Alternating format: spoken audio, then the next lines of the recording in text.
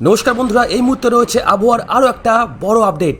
আজকের 25 তারিখ সারাদিন তো এরকম আবহাওয়া দেখলেন, কিন্তু আগামীকাল অর্থাৎ 26 তারিখ ঠিক কী হতে চলেছে ভিডিওটি স্কিপ না করে পুরোটা দেখুন। এবার কিন্তু পরিস্থিতি আরও বদলাতে চলেছে। 26 তারিখ থেকে কিন্তু বৃষ্টির দাপট আরও কয়েক গুণ বেড়ে যাওয়ার সম্ভাবনা রয়েছে এবং এরই মধ্যে কিন্তু আমাদের বঙ্গোপসাগরে আরও একটা সাইক্লোনিক ঘূর্ণি তৈরি হওয়ার প্রবল সম্ভাবনা রয়েছে, যার জেরে কিন্তু তৈরি হতে পারে ঘূর্ণিঝড় অর্ণব।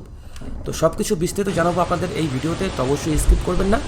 স্কিপ না করে কিন্তু আপডেটটি শেষ পর্যন্ত দেখুন। এই মুহূর্তে কথা না বাড়িয়ে আমরা প্রথমে চলে আসবো মেঘমাল অপশানে। দেখুন, এই মুহূর্তে আপনারা লাইভ দেখতে পাচ্ছেন সকাল থেকে কিন্তু আমাদের উত্তরবঙ্গের একাধিক জায়গায় মেঘলা আকাশ থাকবে। শিলিগুড়ি, জলপাইগুড়ি, আলিপুরদুয়ার, কোচবিহারে কিন্তু মেঘলা আকাশ আমরা দেখতে পাচ্ছি। তার সঙ্গে দিনাজপুর, রংপুর, ময়মনসিংহ, সিলেট, হবিগঞ্জ, ঢাকাতে কিন্তু মেঘলা আকাশ থাকতে পারে। এর সঙ্গে ত্রিপুরাতেও কিন্তু মেঘলা আকাশ থাকার সম্ভাবনা রয়েছে। অর্থাৎ বুঝতে পারছেন মেঘলা আকাশ কিন্তু আমরা দেখতে পাচ্ছি সকাল থেকেই। এর পাশাপাশি একটু টাইম বাড়লে অর্থাৎ কিন্তু ঠিক দুপুর 12 থেকে 1টার মধ্যে আমাদের গাঙ্গেয় দক্ষিণবঙ্গের একাধিক জায়গায় কিন্তু বজ্রগর্ভ মেঘ তৈরি হয়ে যাবে। তার সঙ্গে বাংলাদেশের দক্ষিণেও কিন্তু আমরা দেখতে পাচ্ছি বজ্রগর্ভ মেঘ। তো আসুন আমরা এই মুহূর্তে চলে আসবো বৃষ্টিবজ্র মোডে। এসে আমরা দেখে নেব ঠিক কখন এবং কোন কোন সময়টাতে ঝড় বৃষ্টিপাত রয়েছে।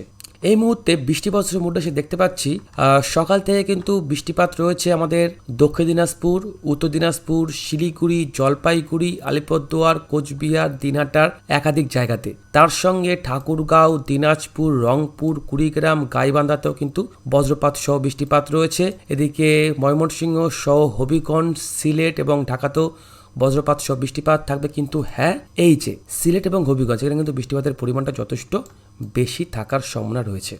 এর পাশাপাশি সেই মুহূর্তে আমাদের দক্ষিণবঙ্গে মোটামুটি পরিষ্কার রয়েছে, দক্ষিণ বাংলাদেশে কিন্তু মোটামুটি পরিষ্কার রয়েছে, কিন্তু প্রবল বৃষ্টিপাত কিন্তু থাকবে সকাল থেকে কোচবিহার জেলাতে। এরপর ঠিক দুপুর 2 থেকে 3টের মধ্যে আমাদের কিন্তু গাঙ্গেয় দক্ষিণবঙ্গের একাধিক জায়গায় বৃষ্টিপাত রয়েছে। এখানে বৃষ্টিপাত রয়েছে কাথির দিকে, তার সঙ্গে এগরা, বেলদা, খড়গপুর, বালিয়াচক, হেনরিয়া, ডায়মন্ড হারবার, তমলুক, উলুবেড়িয়া, বারুইপুর, ক্যানিং, বসিরহাট, হাবড়া, ভাটপাড়া, চাকদা, বনগাঁ, শান্তিপুর, এখানে কৃষ্ণনগর সহ মন্টেশ্বর, বর্ধমান, মেমারি, কতুলপুর, বিষ্ণুপুর এবং চন্দ্রকোনার একাধিক জায়গাতে কিন্তু বজ্রপাত সহ কিন্তু এই বৃষ্টিপাত আমরা দেখতে পাবো। এর পাশাপাশি বজ্রপাত সহ কিন্তু বৃষ্টিপাত রয়েছে সাতক্ষীরা, যশোর, চাঁদপুর, কুমিল্লা, চট্টগ্রাম, এদিকে বান্দরবন, রাঙামাটি, ফটিকচারি, চকরিয়া, তার সঙ্গে এদিকে নরসিংদী, হবিগঞ্জ, মৌলিবাজার, সিলেট, সুনামগঞ্জ, কিশোরগঞ্জ, ময়মনসিংহ, তার সঙ্গে এদিকে ত্রিপুরার আগরতলা, উদয়পুরের একাধিক জায়গাতে কিন্তু বজ্রপাত সহ বৃষ্টিপাত থাকছে। এছাড়া দেখুন শিলিগুড়ি, জলপাইগুড়ি, আলিপুরদুয়ার, কোচবিহারেও কিন্তু বজ্রপাত সহ বৃষ্টিপাত রয়েছে। কিছুটা কিন্তু দক্ষিণ দিনাজপুর জেলাতেও বজ্রপাত সহ কিন্তু এই বৃষ্টিপাত আমরা দেখতে পাচ্ছি।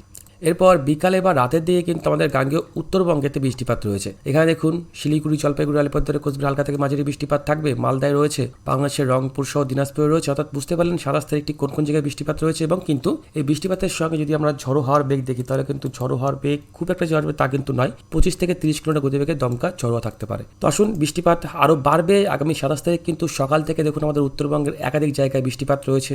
এদিকে শিলিগুড়িতে বৃষ্টিপাত রয়েছে, জলপাইগুড়িতে বৃষ্টিপাত রয়েছে, আলিপুরদুয়ার, কোচবিহারে বৃষ্টিপাত রয়েছে। এখানে কিন্তু অনেক জায়গায় এই মুহূর্তে প্লাবিত হয়ে গেছে এবং এই মুহূর্তে কিন্তু যেটা আপনাদের সবসময় বলি, পাহাড়ি এলাকায় ধস নেওয়ার সম্ভাবনা থাকে, তো অবশ্যই সাবধানে যেতে হবে এই মুহূর্তে ঘুরতে গেলে।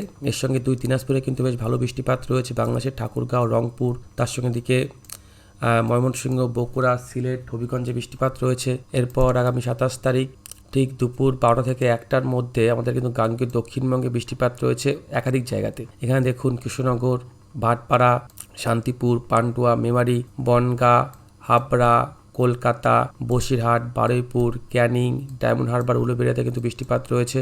এর সঙ্গে বজ্রপাত সহ বৃষ্টিপাত রয়েছে পুরুলিয়া, বাঁকুড়া, আসানসোল, সিউড়িতে এবং বজ্রপাত সহ বৃষ্টিপাত তো থাকছেই। এবং যদি আমরা বায়ুর চাপটা দেখি, তাহলে কিন্তু আমাদের উপকূলরেখা জেলাগুলোতে কিন্তু হ্যাঁ দেখুন বেশ কিন্তু ভালোই থাকবে। আমরা যদি দেখি একবার স্পিডটা, তাহলে কিন্তু দেখুন দীঘা ও কাথি, হলদিয়া এবং সুন্দরবনের একাধিক জায়গাতে কিন্তু 40 থেকে 45 কিলোমিটার গতিবেগে দমকা ঝড়োয়া থাকবে। এদিকে বরগুনা, হাতিয়াতেও কিন্তু বেশ 40-45 কিলোমিটার গতিবেগে কিন্তু দমকা ঝড়োয়া থাকার কিন্তু প্রবল সম্ভাবনা রয়েছে।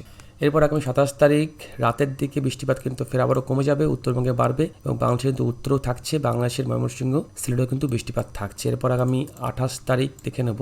এই মুহূর্তে কিন্তু আপাতত আগামী কয়েকটা দিন বঙ্গোপসাগর উত্তাল থাকবে। ইতিমধ্যে যা দেখতে পাচ্ছি মৎস্যবিদের কিন্তু সমুদ্রে যাওয়া নিষেধাজ্ঞাও জারি হতে পারে, আন্দামানও কিন্তু বৃষ্টিপাত রয়েছে। এরপর 28 তারিখ কিন্তু সকাল 6টা থেকে দেখুন শিলিগুড়ি, জলপাইগুড়ি, আলিপুরদুয়ার, কোচবিহারে বৃষ্টিপাত রয়েছে, 2 দিনাজপুরে বৃষ্টিপাত রয়েছে, বাংলাদেশের উত্তরে বৃষ্টিপাত রয়েছে। এরপর 28 তারিখ ঠিক দুপুর 11 থেকে 12টার মধ্যে এখানে দেখুন কলকাতা সহ এদিকে হাবড়া, বনগাঁ, ক্যানিং, হলদিয়া বৃষ্টিপাত রয়েছে।